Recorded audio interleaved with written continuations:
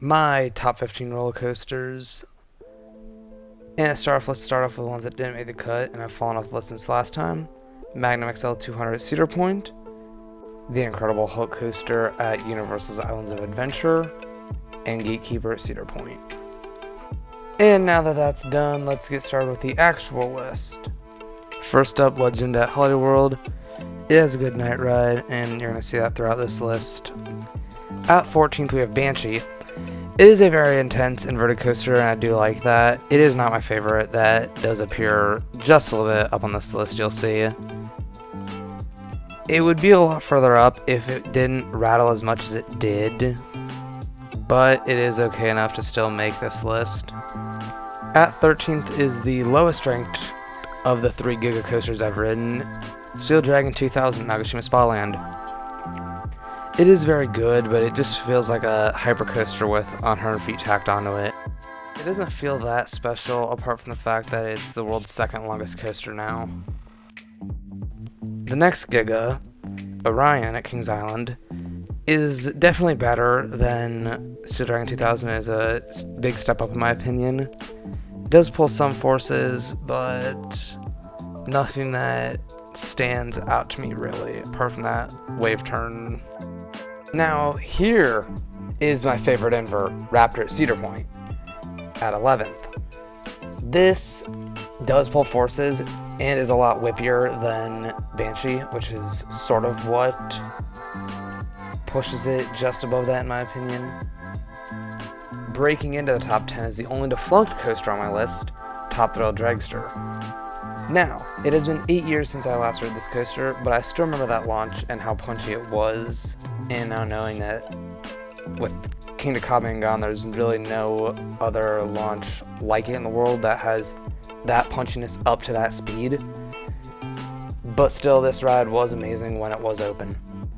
Now, the first coaster that hasn't changed ranks since I made the top 15 in 2024, Maverick at Cedar Point.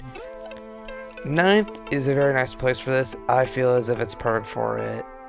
It has a little bit of what I want, just a little bit, sort of a tasting of just everything that I like in coasters, but nothing too weighted to one thing. Now on to my favorite Giga coaster, Millennium Force. This offers an amazing night ride. It might not pull as much force as, say, Orion does, but just that feeling of the night ride alone pushes it far ahead of Orion. And you're going to see a couple coasters on this list that night rides elevate them. Here is my favorite B&M hyper. I think the only one I've ridden. Diamondback at Kings Island. It does what B&M hypers do. It gives you floater airtime. This one does include a nice splashdown though, as you just saw. I mean, it's a B&M hyper. It gives you airtime. Good airtime at that. What's to hate about them? Just on the midway, in the number 6 spot, Beast. This night ride is amazing, and that retrack that was recently done has done wonders for this ride. Staying in Rivertown, Mystic Timbers. This little wooden coaster sends you out into the forest and gives you some of the wildest airtime on any wooden coaster. This ride and basically everything else in the top 5 is elite. Like this one here, Phantom's Revenge, for a very similar reason as well. That ejector airtime, especially at the end of the ride, that is something else.